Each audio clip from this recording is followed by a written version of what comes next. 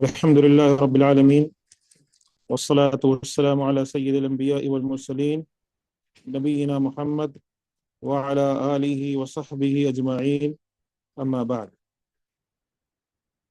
پچھلے دروس کے اندر ہم نے سورہ فاتحہ کے تعلق سے سارے مسائل پڑھ لیے۔ اب ہمیں سورہ فاتحہ سیکھنا ہے۔ سورہ فاتحہ پڑھا کیسے جاتا ہے، اس کے تعلق سے ہمیں کچھ چیزیں جاننی اور سمجھنی ہیں۔ تو جہری نمازوں میں سورہ فاتحہ کی قرات کرتے ہوئے ہر آیت پر ٹھہرنا اور وقف کرنا مسنون و مستحب ہے، جبکہ جہری نماز میں جب کوئی امام ہوتا ہے اور سورہ فاتحہ پڑھتا ہے تو وہ ٹھہر ٹھہر کر سکون سے پڑھے گا، چاہے سری نماز ہی کیوں نہ ہو۔ آپ کیا کہتے ہیں زور سے نہیں پڑھ رہے ہیں، پھر بھی اس موقع پر بھی آپ کو آرام سے پڑھنا ہے، جلد بازی میں آپ سورہ فاتحہ نہیں پڑھنا ہے، ٹھیک ہے؟ اس بات کا خیال رکھیں۔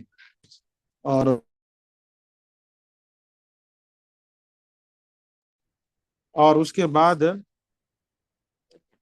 سورہ فاتحہ پڑھنے کا طریقہ ہم سیکھتے ہیں۔ میں سورہ فاتحہ پڑھ رہا ہوں اور آپ سب جو ہے ٹرائی کریں، مائک آن مت کیجیے گا، ٹھیک ہے؟ وداؤٹ مائک آن کیے کوشش کریں کہ میرے ساتھ جو ہے آپ لوگ ریپیٹ بھی کریں، مائک آن مت کیجیے گا، ٹھیک ہے؟ تو اعوذ باللہ من الشیطان الرجیم، بسم اللہ الرحمن الرحیم، الحمد للہ رب العالمین۔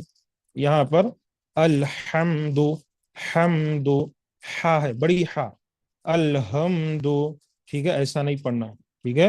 الحمد للہ رب العالمین، یہاں غلطی کی جاتی ہے، الحمد للہ رب العالمین، غلط ہے، ایسے نہیں پڑھا جاتا ہے، ٹھیک ہے؟ الحمد للہ رب العالمین۔ سیکنڈ آیت، الرحمن الرحیم۔ تھرڈ آیت، مالک یوم الدین، مالک یوم الدین، یہاں غلطی ہوتی ہے، مالک یوم الدین، غلط ہے، ٹھیک ہے؟ یہ کھینچ کھینچ کر جو لوگ پڑھتے ہیں نا، یہ بڑی خرابی پیدا کرتے ہیں۔ مالکی، صرف مالکی یوم الدین۔ تھرڈ آیت ہو گئی۔ فورتھ، ایاک نعبد و ایاک نستعین، ایاک، بعض لوگ اغیاک، اغیاک، یا بعض لوگ ایاک، نہیں، ایاک، ایاک، ٹھیک ہے؟ نعبد و ایاک نستعین، تا اور عین دونوں کی آواز آنی چاہیے۔ بعض لوگ و ایاک نستعین، یہ عین کہاں ہے؟ عین کدھر گیا؟ ٹھیک ہے؟ اور بعض لوگ سین کو بھی صحیح سے سین نہیں پڑھتے، وَإِيَّاكَ نَسْتَعِينُ، کیا پڑھ رہے ہیں آپ؟ سین اور شین میں فرق ہے، ٹھیک ہے؟ اس طریقے سے اِهْدِنَا الصِّرَاطَ الْمُسْتَقِيمِ، یہاں پر یہاں پر لوگ بڑی ہا نکالتے، وہ الحمدللہ رب والی ہا، اِهْدِنَا الصِّرَاطَ نہیں، اِهْدِنَا الصِّرَاطَ الْمُسْتَقِيمِ، تا قاف، ٹھیک ہے؟ مستقیم پڑھتے ہیں، خا، ٹھیک ہے؟ خا میں فرق ہے، قاف اور خا میں فرق ہے، مستقیم نہیں ہے، یہ مستقیم ہے، قاف، ٹھیک ہے؟ صراط الذین انعمت علیہم غیر المغضوب علیہم ولا الضالین، یہ ہے سورہ فاتحہ، اس طریقے سے پڑھا جاتا ہے۔ لیکن لوگ جو ہے یہاں پر غلطیاں کرتے ہیں، صراط الذین انعمت علیہم، یہ بالکل غلط پڑھ رہے ہیں آپ، جہاں دل بولے کھینچ دیں، جہاں دل بولے چھوڑ دیں، یہ اچھا طریقہ نہیں۔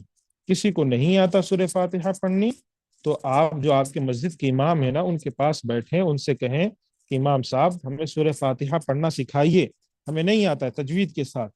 ہر نماز کے بعد ان کے پاس بیٹھیے اور سورہ فاتحہ پڑھیے، انشاءاللہ آپ کی تجوید بہتر ہوگی۔ اور شرمائیں گے اگر کہ سورہ فاتحہ سیکھوں گا میں، میری جو ہے کوئی عزت ہے، اب امام صاحب کو اگر بولوں گا سورہ فاتحہ تو غصے میں آ جائیں گے امام صاحب، پڑھائیں گے نہیں، میں تجوید نہیں سکھائیں گے، یا پھر برا مان جائیں گے، تو یہ سارے معاملات غلط ہیں، ٹھیک ہے۔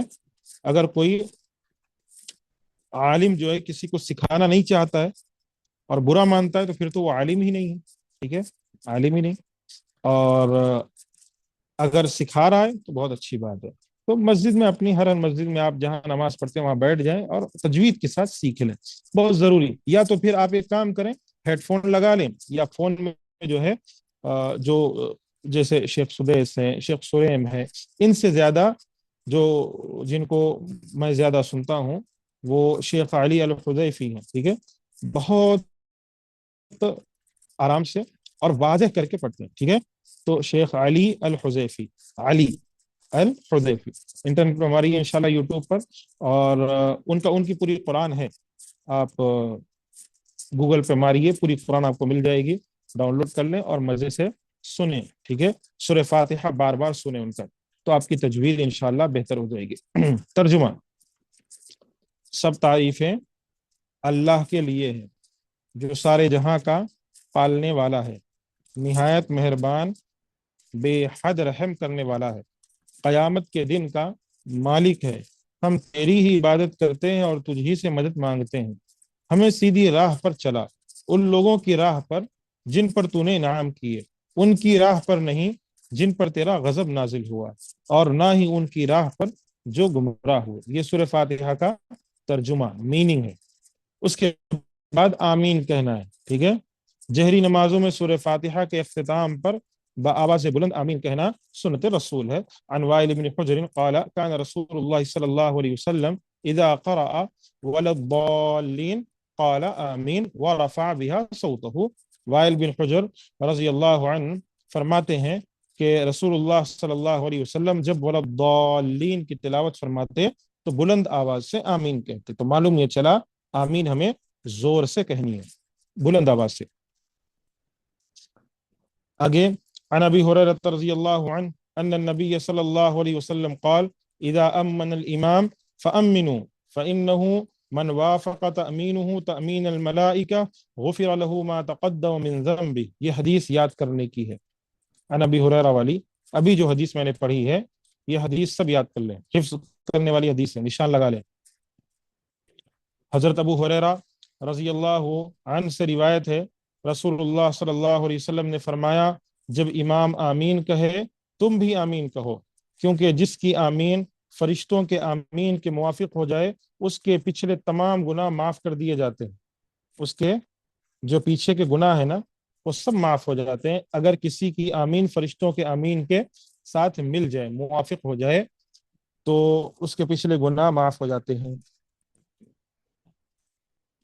تو پتہ یہ چلا کہ مقتدی بھی جہری آواز سے آمین کہہ سکتے ہیں۔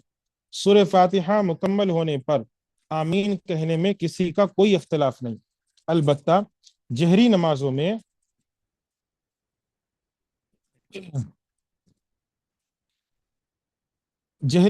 میں زور سے کہی جائے یا آہستہ سے، اس میں اختلاف ہے۔ آمین کہنے میں کسی کے پاس اختلاف نہیں، سب کو سارے مسالک میں یہ بات ہے کہ آمین کہنا ہے، ٹھیک ہے، چاہے حنبلی ہو، مالکی ہو، شافعی ہو، حنفی ہو، سب یہ مانتے ہیں کہ آمین کہنا ہے۔ اختلاف اس بات کا ہے کہ جو جہری نمازیں ہوتی ہیں فجر، مغرب، عشاء وغیرہ، تو اس میں بآواز بلند آمین کہنا چاہیے یا نہیں۔ تو صاحب کتاب کا کہنا ہے کہ فجر، مغرب، عشاء اور جمعہ وغیرہ میں بآواز بلند آمین کہنا پیارے نبی کا عمل رہا ہے، اور آپ نے اپنے مقتدی صحابہ کو بھی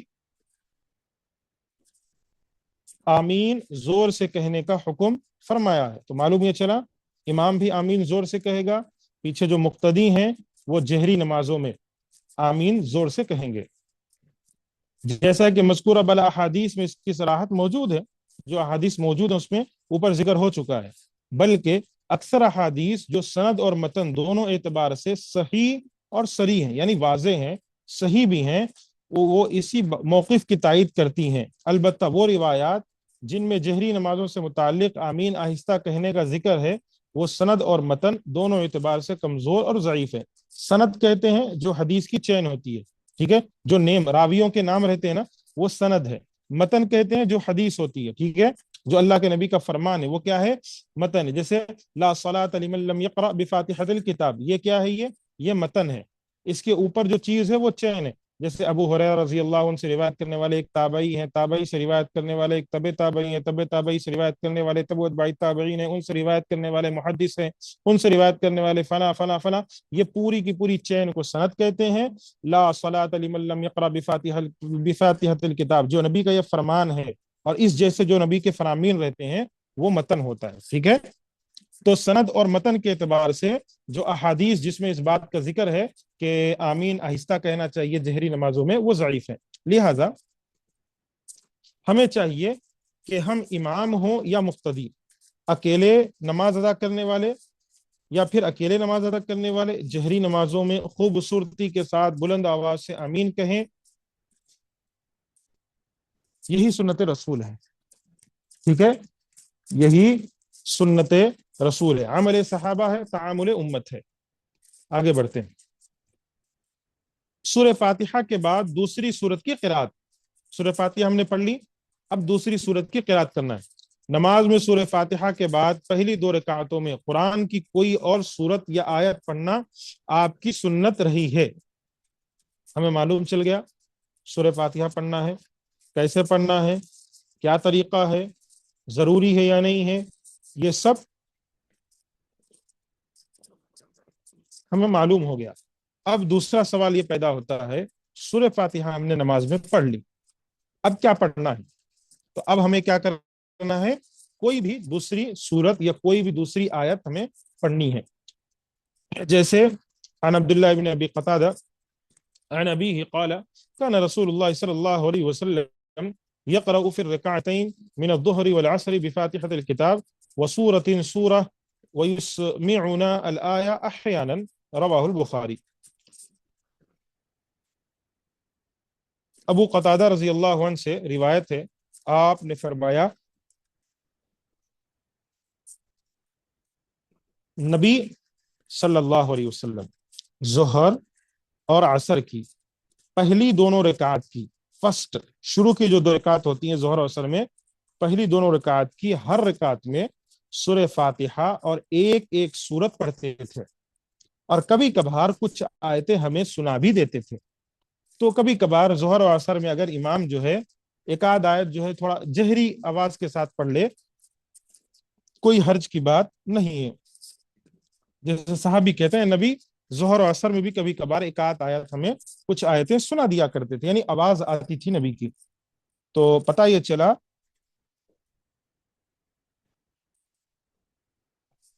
सूरह फातिहा के बाद हमें कोई एक सूरत और पढ़नी है।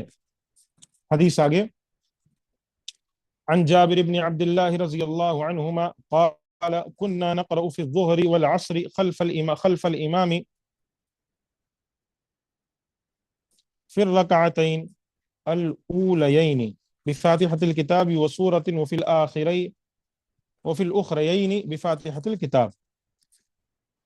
जाबिर बिन अब्दुल्ला रज़ियल्लाहु अन्हुमा फरमाते हैं, हम ज़ोहर और असर में इमाम के पीछे पहली दो रकातों में सूरह फातिहा के साथ एक और सूरत पढ़ा करते थे,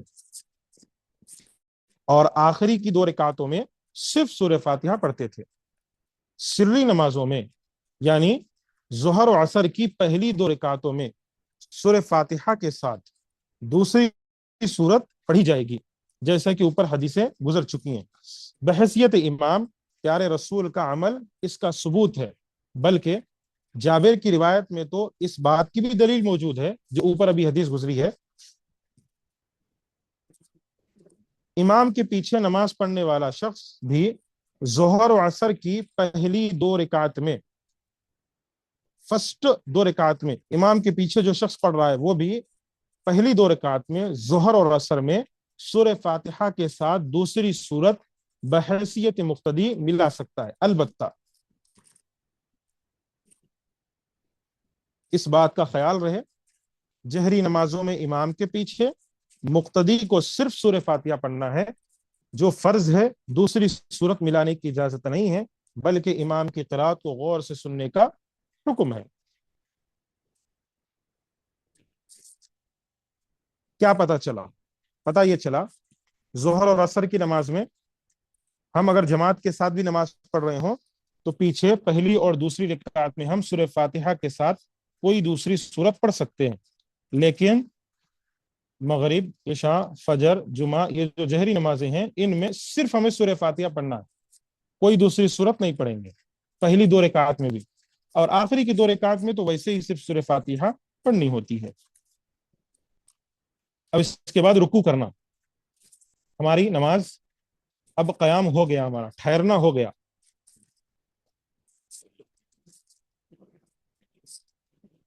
اب اس کے بعد ہمیں رکوع میں جانا ہے، تو رکوع کیسے کریں گے؟ نماز میں رکوع کرنا ارکان صلاۃ میں سے ہے، نماز میں رکوع کرنا ارکان صلاۃ، اگر رکوع چھوٹ جائے ہماری نماز، ہماری وہ رکعت نہیں ہوگی، ہمیں دوبارہ دہرانا ہوگا۔ اللہ کا فرمان ہے وَأَقِيمُوا الصَّلَاةَ وَآتُوا الزَّكَاةَ وَارْكَعُوا مَعَ الرَّاكِعِينَ، نماز قائم کرو، زکوٰۃ دو، اور رکوع کرنے والوں کے ساتھ رکوع کرو، ٹھیک ہے؟ رکوع کرنے والوں کے ساتھ رکوع کرو۔ اب رکوع کی کیفیت، فوٹو ہے، ہم بتاتے ہیں آپ کو انشاءاللہ۔ حالت رکوع میں نمازی کو چاہیے اپنے دونوں ہاتھوں سے گھٹنوں کو مضبوطی سے پکڑ لے۔ فرسٹ کام کیا کرنا ہے آپ کو؟ جیسے رکوع میں گئے، آپ کے گھٹنوں کو دونوں ہاتھوں سے مضبوطی سے پکڑنا ہے، دونوں ہاتھوں کو تان کر رکھیں، پہلو سے دور رکھیں۔ آپ کے جو دو ہاتھ ہیں نا، یہ جو دو ہاتھ، اس کو تان کر رکھنا ہے، تان یعنی اچھی طریقے سے سیدھا کر کے ایک دم اسٹریٹ، ٹھیک ہے؟ ہاتھ آپ کے اسٹریٹ ہونے چاہیے، اور پہلو سے دور یعنی یہ آپ کو جو ہاتھ نظر آ رہا ہے، اس میں ہاتھ کی کوہنی نظر آ رہی ہے، اس کے اوپر جو حصہ ہوتا ہے اسے پہلو کہتے ہیں۔ تو کئی دفعہ ایسا ہو جو لوگ رکوع کرتے ہیں نا، وہ ایسے ہاتھ کو بینڈ کر لیتے ہیں، ہاتھ کو بینڈ کر کے رکوع کرتے ہیں، اور یہ جا کر ان کے پیٹ کو، یہ ان کی جو کوہنی ہوتی ہے ہاتھ کی ٹچ ہوتی ہے، یہ صحیح نہیں ہے۔ ہاتھ بالکل اسٹریٹ ہونے چاہیے، اور ہاتھ کی انگلیاں کھلی ہونی چاہیے، اور اس کے ذریعے سے آپ جو ہے اپنے گھٹنوں کو مضبوطی سے پکڑیں۔ قال ابو حمید انا اعلمكم بصلاة رسول الله صلى الله عليه وسلم فذكر بعض هذا، قال ثم ركع فوضع يديه على ركبتيه كأنه قابض عليهما ووتر يديه فتجافى عن جنبيه۔ ابو حمید رضی اللہ عنہ کہتے ہیں کہ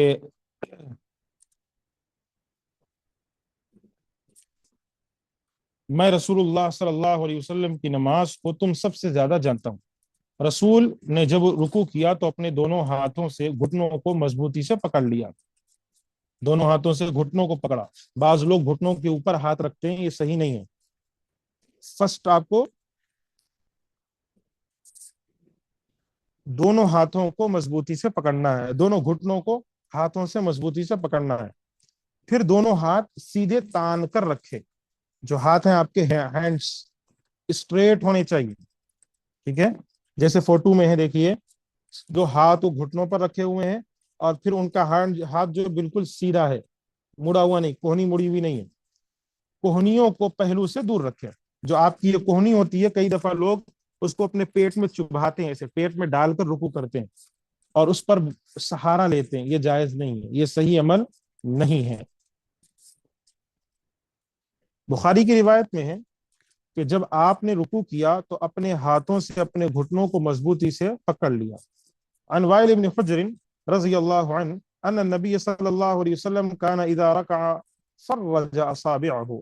وائل بن حجر سے مروی ہے رسول اللہ صلی اللہ علیہ وسلم جب رکوع کرتے تو اپنی انگلیوں کو کھلا رکھتے تھے، انگلیوں کو، ہینڈز کو کیا کرتے تھے؟ کھلا رکھتے تھے۔ سورہ فاتحہ اور دوسری سورت کی قرات سے فارغ ہو کر نمازی کو چاہیے اللہ اکبر کہے۔ سورہ فاتحہ ختم، دوسری سورت ختم، अब जैसे ही आप रुकू में जा रहे हैं, आप क्या कहेंगे? अल्लाह अकबर, और रफुल यदैन करते हुए रुकू में जाएं। रफुल यदैन करेंगे, फिर रुकू में जाएंगे, जो कि अरकानी नमाज में से एक अहम रुकन है। यानी रुकू जो है अरकानी नमाज में से एक अहम रुकन है, जिसकी रुकनीत पर किताब और सुन्नत, इजमा उम्मत के वाज़ेह और सरीह दलाइल मौजूद है। यानी कुरान और हदीस से, और पूरी उम्मत का इजमा है। ठीक है, पूरी उम्मत इस बात पर इकट्ठी है कि रुकू नमाज का एक रुकन है।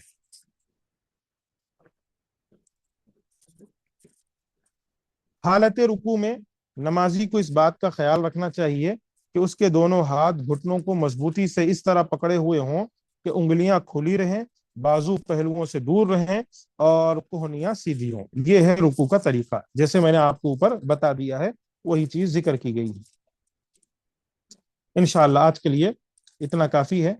रुकू में पीठ और सर की कैफियत कैसी होनी चाहिए, और उसके बाद का जो अहम मसला है, क्या रुकू से रकात मिल जाएगी? यानी इमाम साहब रुकू में गए, हम भी आकर रुकू में शामिल हो गए, तो उसकी वजह से हमारी रकात मिलेगी या नहीं? ये मसला भी इंशाअल्लाह पीर के दिन, मंडे के दिन, ये दर्स और ये मसला हम समझेंगे, मुफस्सल तरीके से समझेंगे। सब लोग हाजिर रहिएगा, ठीक है? फिर छूट जाए तो मुझे मत कहिएगा कि शेख हमारे हमसे छूट गया, नहीं मालूम चला। सब लोग हाजिर रहें और उस मसले को समझेंगे। बहुत लंबा मसला है वो, ठीक है? रुकू से रकात मिलेगी ही नहीं, साहिब किताब ने भी लंबा मसला जिक्र किया है, इख्तलाफ भी जिक्र किया है, दो लोगों के अकवाल है। बाज़ इल्म कहते हैं रकात मिलेगी, बाज़ इल्म कहते हैं नहीं मिलेगी। हम उस दिन इंशाअल्लाह मुफस्सल तरीके से समझेंगे और बताएंगे इंशाअल्लाह, ठीक है? अस्सलाम वालेकुम व रहमतुल्लाहि व बरकातुहू।